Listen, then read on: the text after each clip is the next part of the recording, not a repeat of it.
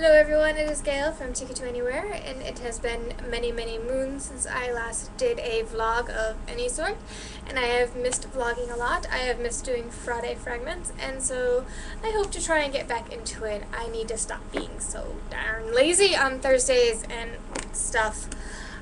But work really gets in the way of like fun stuff like reading and vlogging, and yeah, I need to win the lotto or marry rich or both. I don't know.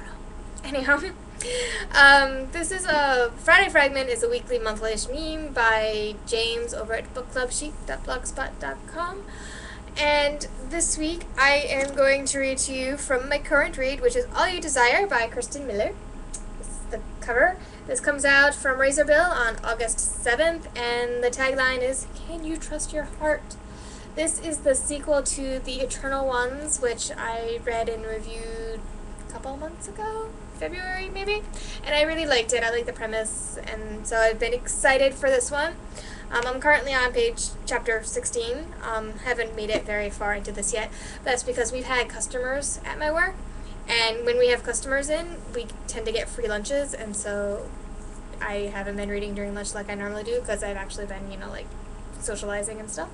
So I've kind of been stuck in the same spot for a while now, but I've liked what I've read. Not too terribly much has happened quite yet, but I am sure more is coming. But I really like Kristen Miller's writing style. The section that I am going to read to you comes from chapter 2, and so here it goes. Haven had seen it all before. Strolling along the banks of the Arno River, she was overwhelmed by the sensation that she had walked the same path countless times in the past. Most people would have casually dismissed it as déjà vu, but Haven knew better. If she had the feeling she'd seen Florence before, then it was fairly certain she had, just not in this lifetime. Haven's gloved hand squeezed Ian's arm. "I know this place." Ahead of them, a bridge spanned the narrowest part of the river. It was flanked on both sides by rickety buildings, orange houses, and saffron-colored dwellings that jutted out over the Arno. In the icy gray waters below, 2 fat muskrats paddled around a pier. "I saw that bridge swept away by a river. I must have been very young when it happened, but I remember it clearly, and then I watched them build it all over again." Ian's frozen breath hung in the air when he laughed. "I was wondering when you might say something." His memories of the past were much better than Haven's. His memories were better than everyone's. "It's called the Ponte Vecchio. It was destroyed by a flood in 1333. They rebuilt it in 1345. "Were we here then?" Haven asked. "In 1345? "You were here in 1345, Ian replied. "I died the year before when I was 16 years old." Haven still winced whenever Ian mentioned one of his deaths. Even if it had occurred hundreds of years in the past, it didn't matter how many previous existences they shared. Every life that had been cut short reminded her of how fragile their current lives could be.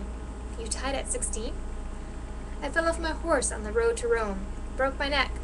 But a lot of people would say I was lucky. Half of Florence died 3 years later, of something much worse than a broken neck." "What's worse than a broken neck?" "The Black Death."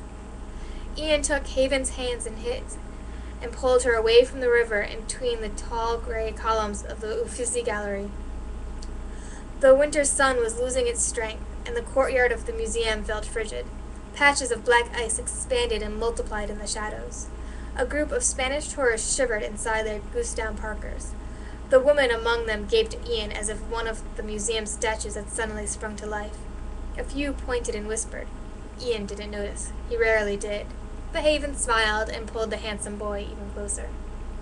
When the couple emerged in the Piazza della Signoria, Haven's feet froze. The square was empty but for a man dressed in a black robe so long it swept the street behind him. Beneath a wide-brimmed leather hat he wore a hideous mask with a long white beak. Spectacles with red-tinted lenses sheltered his eyes. He might have been a monster from the depths of hell, but Haven recognized his costume as the protective suit of a medieval plague doctor. She watched as the man stood over a motionless body that lay on the pavement stones and poked at it with his cane. Then the doctor glanced up at Haven. His face was hidden, but she could sense his disapproval. She, of all people, didn't belong in the plaza. Haven blinked, and the scene disappeared. Come on, I have something to show you before it gets dark, Ian urged, and Haven realized he'd seen nothing unusual. And so that is All You Desire by Kirsten Miller. Yeah, and that is my Friday fragment for this week, and I hope to see you again soon.